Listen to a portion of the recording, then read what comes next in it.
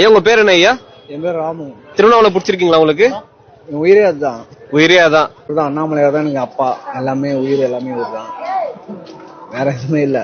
ஐயாவை வேணும்னா என்னைக்குமே அது வெற்றியா தான் ஆகும். இன்ன வரைக்கும் ஐயா எனக்கு ரொம்ப உயிர். ஒரு 20 வருஷமா வந்துருக்கிறேன். மாசத்துல 2 வாட்டி வருவேன். அமாவாசைக்கும் வருவேன், பௌர்ணமிக்கும் வருவேன்.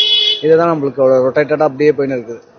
எனக்கு எவ்வளோ அன்னைக்கு மட்டும் பௌர்ணமியும் சரி அமாவாசையும் சரி, நான் ஒரு டிரைவர் தான், வண்டி ஓட்டுறேன். ஆனா என்ன பாத்தீங்கன்னா எனக்கு அன்னைக்கு பொழுது என்னோட வேலையே போனாலும் பரவாயில்ல.